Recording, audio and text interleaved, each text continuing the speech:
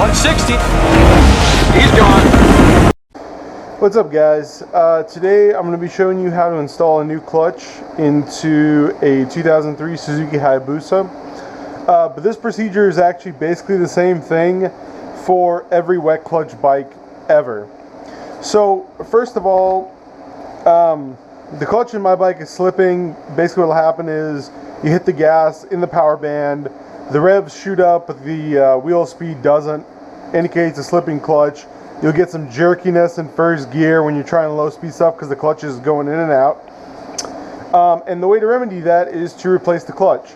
So I went with an APE Trac performance clutch. It's about the same cost as OEM, but it has a lot of better reviews. A lot of the drag racers use it. And so that's just what I decided to go with. In addition to that, I will be putting in the super heavy duty clutch springs, about 40% heavier than OEM. Give us a little bit more clamping power, a little better feel. And I went ahead and bought a Kinetic gasket. Just a higher quality gasket to replace with the side cover. So let me talk about the clutch materials for a second. Generally, clutches are made up of two different kinds of rings. The first is what's called a clutch friction, which, as it sounds, is a friction material, and a clutch steel, which also, as it sounds, is made of steel. Now, what happens is when these springs are normally compressed, when you take your hand off the clutch is in, and these are basically being forced together, and as you can see, one of these is splined on the outside, one is splined on the inside. So this is your drive, and this is your output, or vice versa, depending on the bike. And basically, since these are being clamped together like this, if one turns, the other one turns. When you pull in the clutch, these springs compress and actually pull away, so there becomes a tiny little bit of space, and this can rotate independently of the steel. Now, in the Busa, there are actually 3 different kinds of frictions and 2 different kinds of steels. With the Trac King, they're a little bit different thickness. You have 3 thick ones and 6 thin ones. On the stock configuration, you will actually have 7 thin ones and 2 thick ones. It doesn't really matter what order you put these things in. I'm going to follow the OEM order, but really it doesn't matter. The only 2 things that matter are where you put these 2 guys and the internal spacers that are still on the bike. Now, this clutch material in here is actually cork combined with aluminum particles, and that's kind of similar to the way that your brake pads work. It's a mixed material. Also, you're going to want to pre-soak these in oil before you install them. There's not like a time limit or anything. You don't need to soak them overnight or whatever. You just dunk them in oil, and I'll do that before I go and install them. But first I wanted to show you guys all of this broken apart. So that's pretty much it for the pieces of the clutch that we're going to be putting in.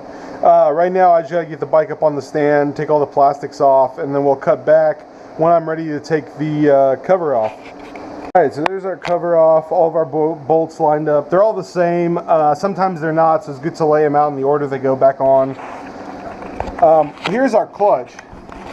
And what you can see is there's our clutch frictions, and the steels are in there. And these are our clutch springs. And what we're going to do is we're going to remove these bolts, remove the springs, and pull out this pressure plate. Then we can pull all of the clutch pieces out. But if you watch it while I pull in the clutch, you can see what's happening here.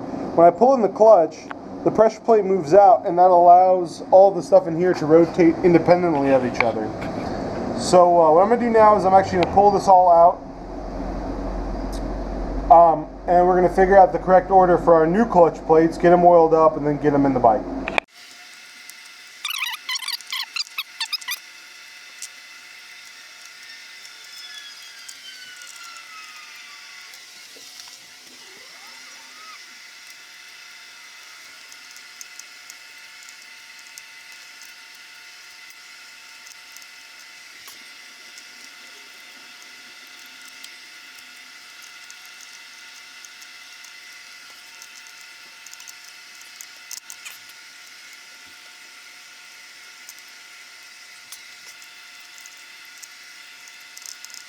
So these are special bevel springs, and generally speaking you want to leave them in. I'm just taking them out real quick to clean them off a little bit because they got a lot of this clutch material on them. But those basically just go in there. and they help prevent clutch chatter. One thing that doesn't help prevent clutch chatter is this reverse torque mechanism that the Busa uses. You can buy new units that go in here that eliminate this, but on a stock bike I'm not really all that worried about it. Generally speaking,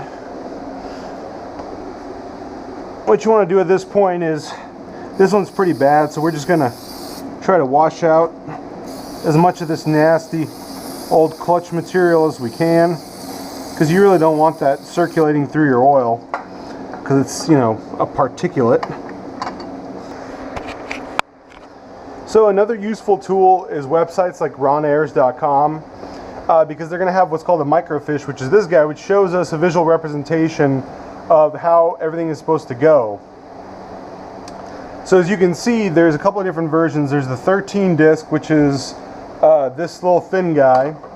Then it goes steel, clutch, steel, clutch, steel, clutch, steel, thick steel, clutch, thick steel, clutch, thick steel, clutch, thick steel, clutch, thin steel, clutch, thin steel, clutch, thin steel, clutch, and then the special thick ring. So I actually contacted APE this morning, and they told me that it makes absolutely no difference what order you put these clutches in. We're going to try to stick as close as we can to the OEM diagram. But before we get this all soaked up and oiled up, and before we get this all assembled, let's take a look at what we just took out of this bike and see if we can diagnose why it was slipping. So here is that first outside ring, and immediately you can see that there's a lot of wear and a lot of heat damage on this clutch. We can see wear marks cut in. This kind of stuff is bad. You want your steels, I mean, they're going to get this nice golden color after a while anyway, but in general, you want your steels not to have rings and grooves in them, and I can actually feel that with my fingers, so that's not good, because this is the first plate that goes in, right? So it goes like this, and then there was a steel right here that was grooving up against one of those flex rings. Here's one of our standard fiber discs. You can see it's pretty worn. You can see this is pretty worn, and let's measure what this is at. So 2.88 is actually not that bad. These are supposed to be 3mm discs. Obviously you want to measure in multiple places, but you can see there's a lot of discoloration, some drying out as well. So this kind of blue color right here is indicative of a lot of heat. This clutch has went through a lot of heat, which you know, destroys clutches. So I just had a little bit of oil left in this jug, and so now you can see all of these are nice and oiled up.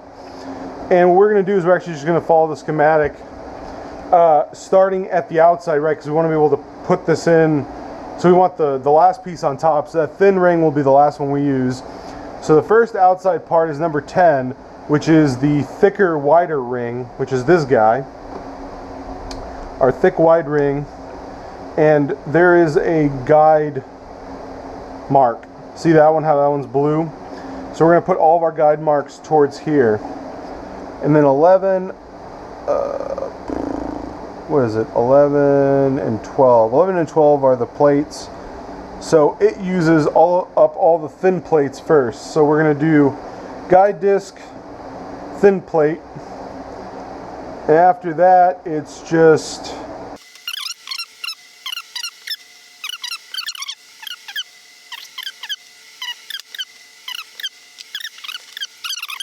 so now we're going to take this and we're just going to transfer it over here on the floor, and we're going to put it into the bike in exactly the same order.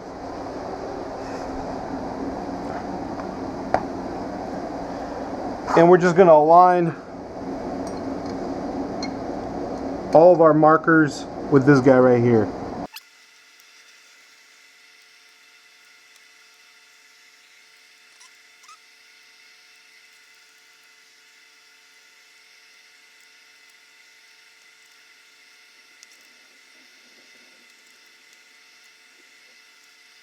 So there you go, all of our clutch discs are in, and now what we're going to do is we're going to bust out our new springs, and you can actually reuse the same bolts and with the new springs and the pressure plate, and we're going to get that bolted in next. Now here you want to be careful. You want to make sure that goes on there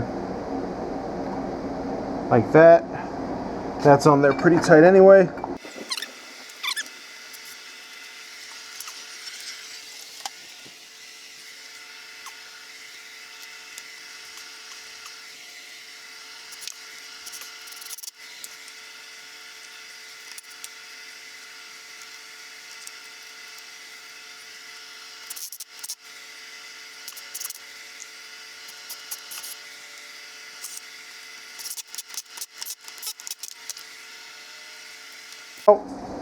In this business, I continuously have to relearn lessons.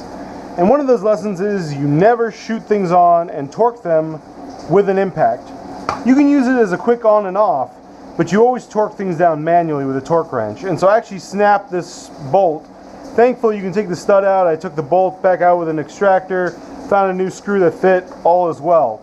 Now, you want to torque these down to 7 foot-pounds, excuse me, which is 84 inch-pounds, which is probably what you're using, since it's a, well, I mean, they're 10 millimeter. You can use whatever you want, but generally speaking, something like that low, you want to use a 1/4 inch torque wrench.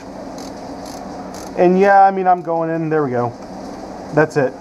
That is all the torque you need. And so just go around in order and torque all of them down to 84 inch-pounds.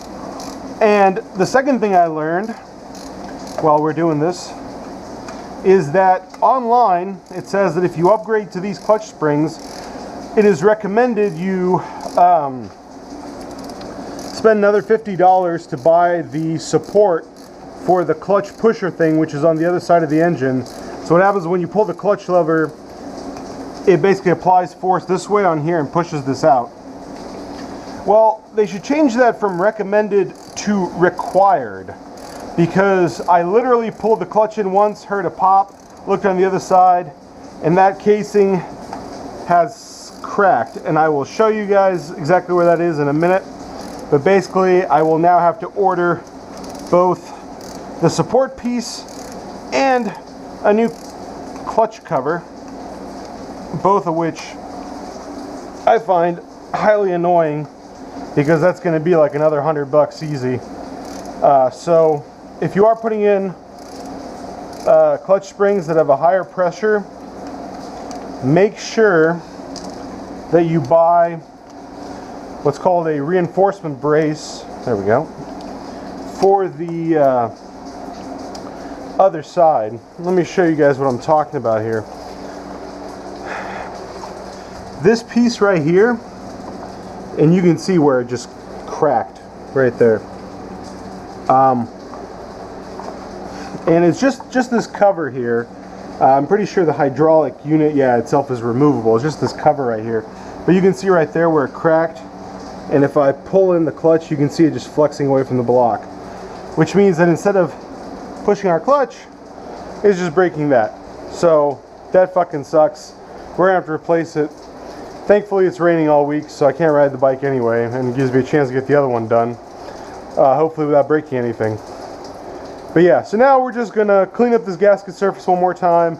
I'm gonna throw the new gasket on, we're gonna torque down this cover, fill her back up with oil, and that should be it for this. So I'll show you guys when it's complete and running again.